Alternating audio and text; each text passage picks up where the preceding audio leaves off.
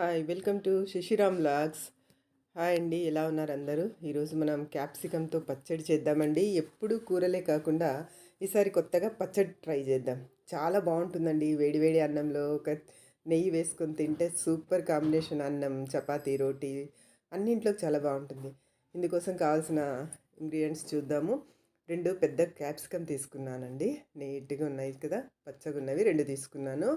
ఆ 2 క్యాప్సికమ్కి ఒక చిన్న వెల్లుల్లిపాయ, తర్వాత ఒక టమోటా అండి. ఒకటన్నా వేసుకోవచ్చు, మీరు ఎక్కువ కావాలనుకుంటే ఇంకోటి కూడా యాడ్ చేసుకోవచ్చు. ఒక ఆనియన్, కొద్దిగా చింతపండు.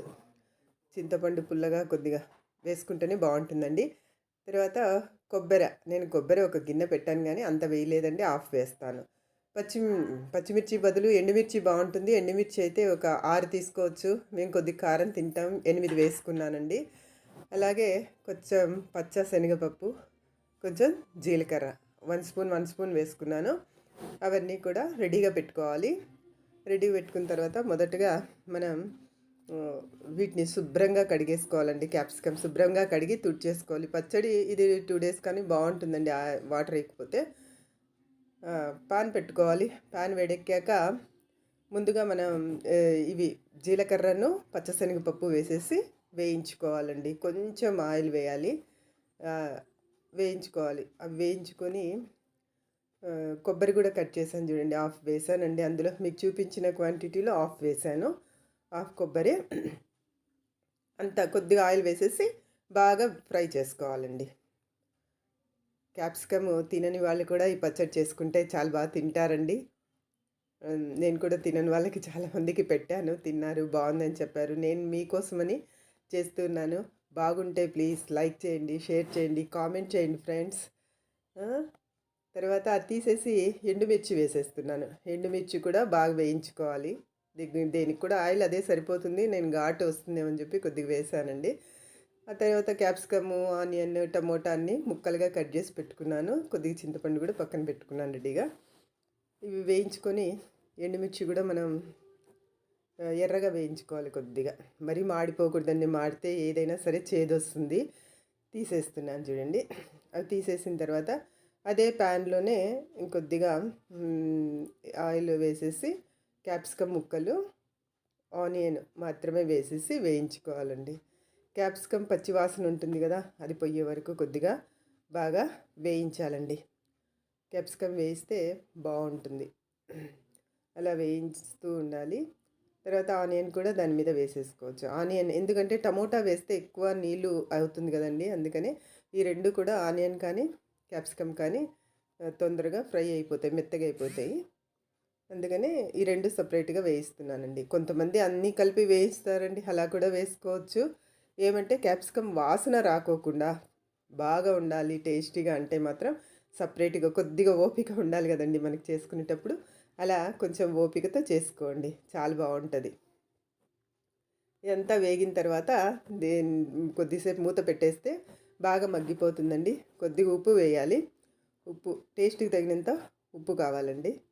ఉప్పు వేసేసుకొని మూత పెట్టాలి. మళ్ళీ నేను ఎప్పుడు చెప్తూ ఉంటాను, ఉప్పు వేస్తే కొంచెం మెత్తబడతాయని. అదైతే నిజమండి.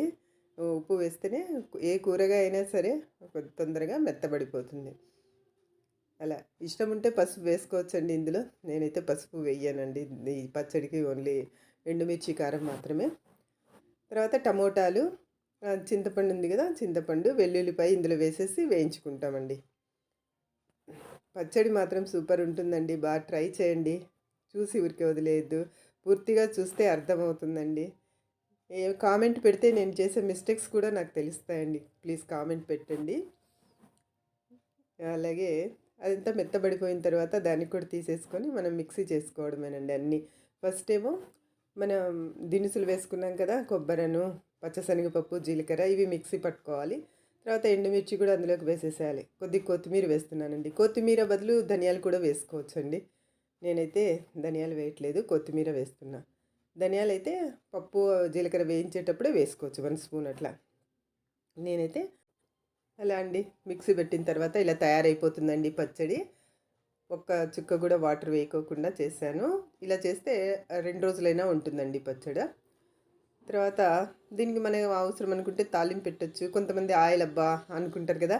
అలాంటి వాళ్ళు అలాగే కూడా తినేసేయొచ్చండి. చాలా టేస్టీగా ఉంటుంది ఫ్రెండ్స్. ట్రై చేయండి. నేనైతే తాలింపు వేస్తున్నాను. తాలింపు కోసం ప్యాన్ పెట్టి కొద్దిగా అదే ప్యాన్‌లోనే ఆయిల్ వేశాను.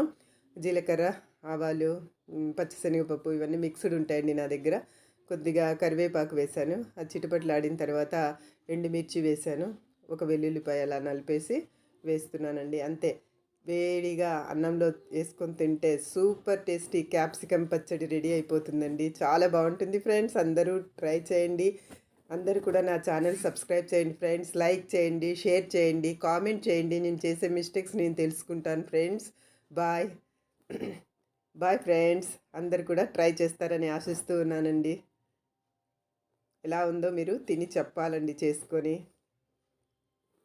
బాయ్. మీ శశిరామ్.